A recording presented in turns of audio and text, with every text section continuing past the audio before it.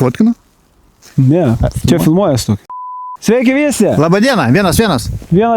Turim mikrofoną, turiu savo brolį mielą ir turim Rolfo Bitno kanalą. Tai iš tikrųjų užsiprenumeruokit, vasara bus įspūdingas ir manau iš techninės pusės pats bus toksai tvirčiausias kanalas Lietuvoje, kas liečia žūklės, sistemas, visus ryšimus, padavimus ir taip toliau.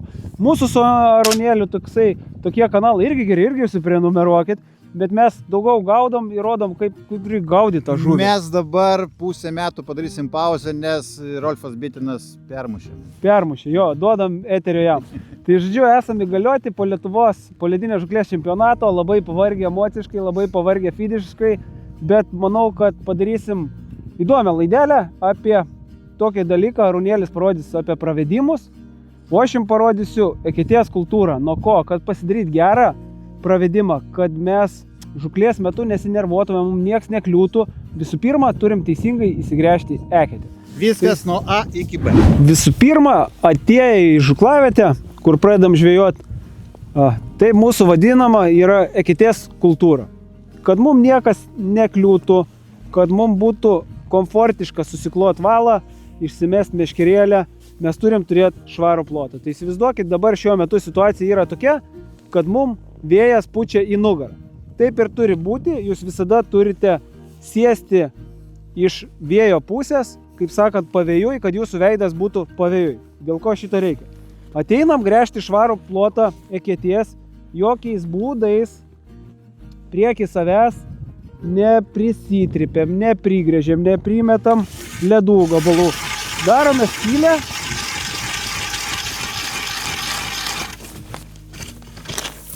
Nusivalom visus ledus, kur išgrėžėm, nusivalom į tą pusę, iš kurios pučia vėjas. Kad čia mums nebūtų jokių ledo gabalų, nes jeigu jūs turėsit čia va tokį daiktą, prie minusiuko jisai jums užšals ir visur klius valas. Ar jūs išmesdinėsit meškerėlę ir dėsit čia, visada klius valas. Tai mūsų eketė turi būti švari. Čia vienas esminių dalykų, nes kai žiūri tiek mėgėjų zonui, kas gaudo žmonės mažiau turintis patirties, daro šitą klaidą, kad prisigrėžia, prisitripia, čia aplinkui viskas prišala, viskas kliūnas, nervuojas, plėšo valus ir ta žvejyba tikrai nėra komfortiška. Tai visų pirma, turit pasidaryti, kaip sakau, švarų perimetrą. Visų antra, kada sėdam ar tupėme žvejoti, kaip sakiau, vėjas turi pūsti į nugarą. Kodėl? Mes pakirtom žuvytę ar norim ištraukti valą, mūsų valą pučia į tą pusę. Jeigu mes atsisėsim, kad vėjas pūstų į mus, tai mes trauksim, valas kris ant mūsų, visur lips, kabinsis, vėlgi nepažuvausim. Tai visada sėdam kaip tėvė mūsų, nugarą į vėją. Gerai, pratęsim mintį, kas liečia pačius pravedimus. Dėjas parodė, kokia yra eketės kultūra. Tai Rolfas paprašė parodyti kelis pagrindinius pravedimo būdus ešeriui, kuojai ir karšiui. Tai nuo ko reikia pirmiausiai pradėti, tai pirmiausiai nuo meškerytės laikymo. Pasiruošėm meškerytę žvejybai. Paruošiu kelis pravedimus sėdint nuo dėžės. Gal leis pagauti žuvį iš karto? Gerai, dar uždėsim kelis moteliukus. Būsim, nežinau kiek kanale Rolfo video, bet dar žuvies nėra nei vienos. Tai vat bus, gali būti, tai bus istorinis įvykis, pirma žuvis Rolfo kanale.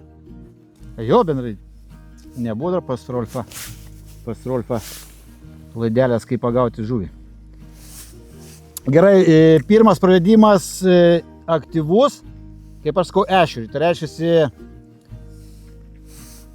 nuo atramos. Paimam meškerytę. 45 laipsnių kampu. Atrama ką reiškia? Dedam alkūnę ant kelieno, nes sėdim ant dėžės. Nuleidžiam į eketę avižėlę. Čia ne meškerėlė, čia Arūnėlio riešas. Jo, riešas. Jau pervargęs po varžybų. Ir koks čia gylis? O, radom gylį. Padarom atramą. Paimam meškerėlę 45 laipsnių kampu. Meškytę vyimam pilnai, op. Atrama, alkūnė ir keliam.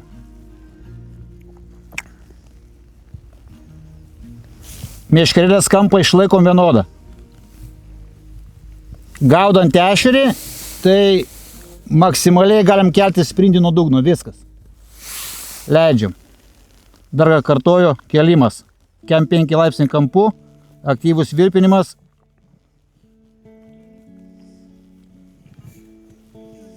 Nėra pirmos žuvies. Vienas iš būdų. Antras iš būdų, įjungiam pirštą. Judinant, iš riešo, plus dar per galiuką mušam pirštuku.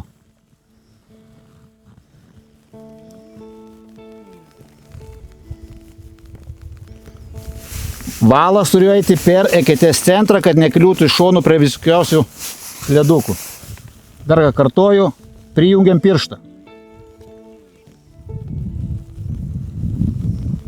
Šitas pravedimas daugiau skirtas aktyviai žuviai, tokiam kaip ešeriui. Šiuo atveju ešerio nėra.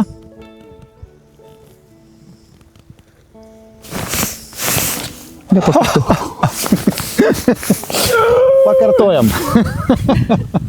Jėzu. Pakartojam. Pavargęs karys. Įjungiam riešą, pirštą, alkūnę atramą. Op. Prašau. Prašau. Istorinis įvykis. Istorinis įvykis ir geras ešerys. Tas ešerys gali būti baltas, spėju. Nu, čia Ir gleivėtas dar gali būti. vietas gali būti. Ir dar Nu. koksai, Oi, koksai. dieve, dieve. Va, bičiuliai. Ešerinis pravedimas Puikiai tinka karšiai. puikiai tinka karšiui. Mes humaniški šitą žuvį gražiai paleidžiam.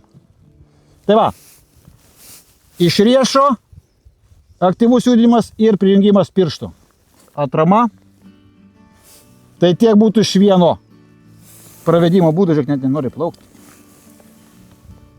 Nes netelpa į akį. Netelpa į akį. Žiūrėk, netelpa. Nu. O, nu ja. Geras, ne? Dienos bonusas, karočią. Eik tu šau.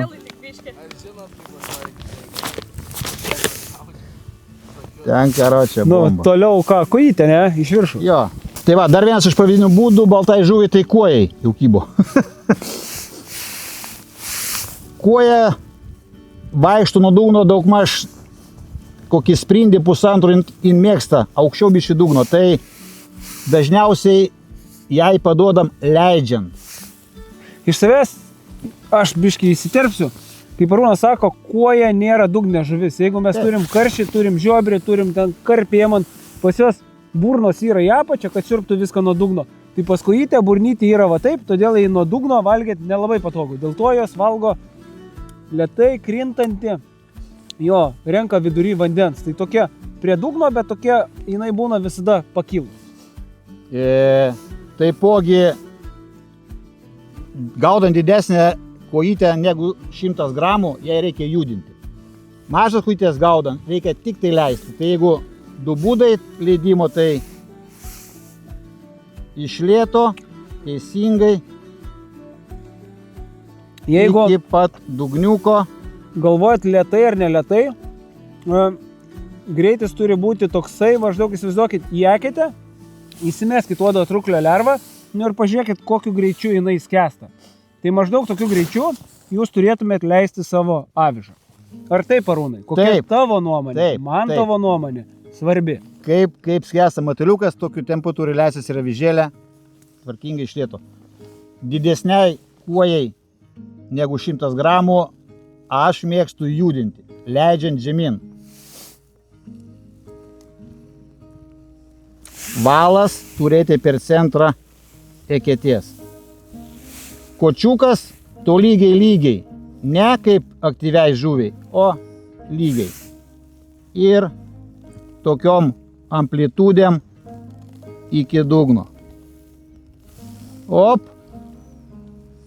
Ir tokį, kaip darom tokį lengvą pastumimą į apačią. Op, op, op, op, op, op, op. Nėra. Dar vienas būdas, kaip visą laiką aš mėgstu prijungti pirštą.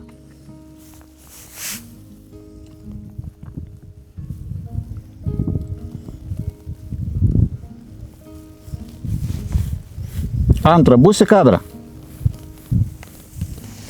Nėra. Tai va, du būdai.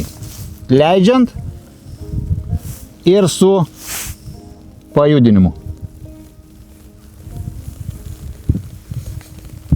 Tai tokie būtų keli būdai sėdint nuo dėžės. Jeigu klūpint prie kėties, tai mes jau tokios atramos neturim kaip kelienas. Turim atramą antrą ranką. Paimam meškerėlę, prilaikom, aktyvus pravedimas. Riešas ir piršto pagalba.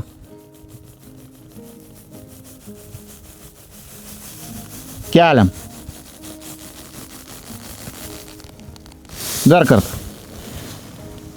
Prilaikom, piršto pagalba. Išdirbam tokią amplitudę aktyviai žuviai. Išbaidė tas didžiulis karštis. Nereikėjo paleisti. Nereikėjo paleisti. Čia klaida, žinokit. Toje, kai tai kur gaudo, tai žuvies nepaleisdinėkit. Ypač karščio. Ypač. Nes jis nuveda kitus savo draugus. Tai va. Toliau baltai žuviai lėtas pravedimas laikant meškerytę tolygiai tiesiai. Ne kampu, o tiesiai.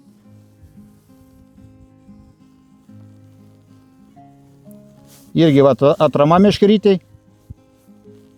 ir vienoda amplitudė.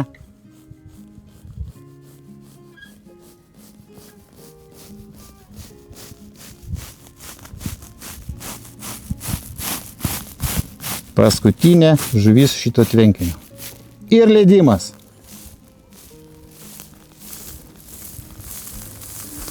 Valas tolygiai tiesiai į eketės centrą.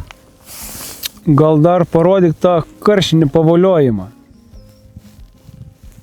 Būt, manau, įdomu. Aš naudoju tą karšinį pavoliojimą, kada jau praeina geros kelios valandos, kada žuvis susišeria.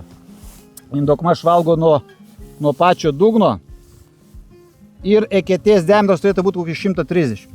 Kad būtų daugiau erdvės padaryti voliojimą. Tai nuleidžiam avižą iki vienos eketės krašto. Ir padarom tokį pratempimą ir op, prilaikom.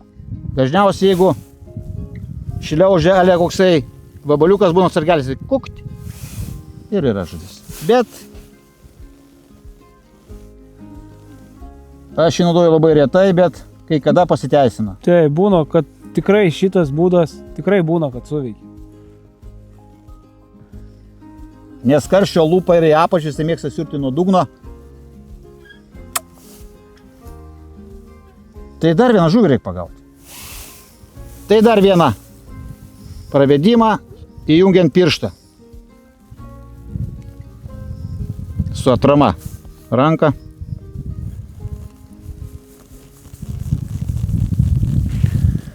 Kiek tų pravedimų daryti irgi labai toks subjektyvus reikalas. Jeigu ešeriui, aš ieškau ešerio savose žuklėse, niekad nedarau daugiau kokių 7 pravedimų, nes per pirmuosius dažniausiai atsiliepia.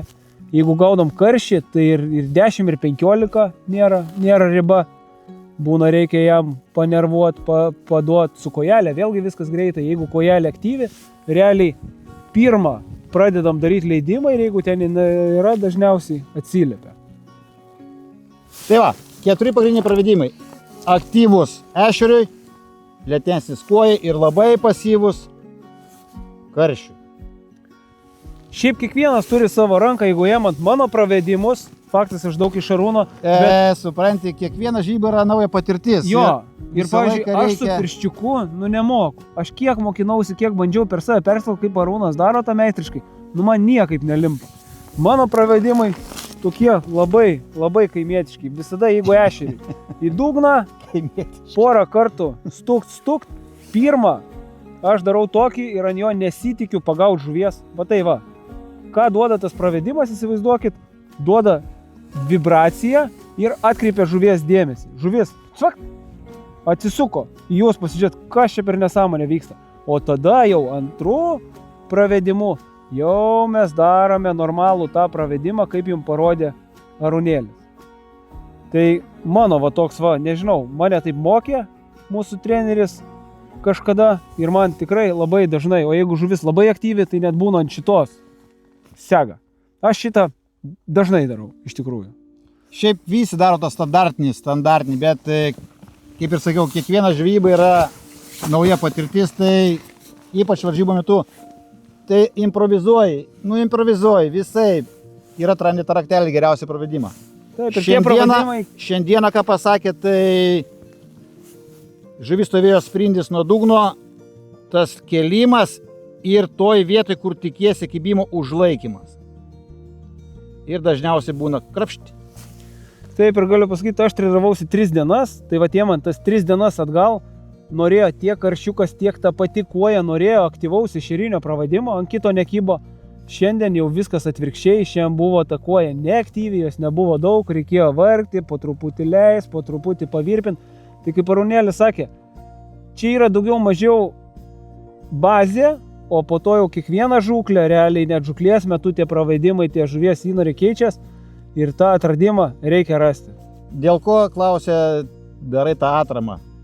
Kada būni įsitempęs, pavargsti greitai. Kada padarai atramą, meškerytei, nebūni toks įsitempęs. Su atrama dirbi. Tas pats ir nuo dėžės, tas pats ir va, prie savęs. Va, op. Tarpysi tos. Oba! Ai, prisišnekėjau. Sakau, kaip gerai dar būti vieną žuvį. Ir toksai pat.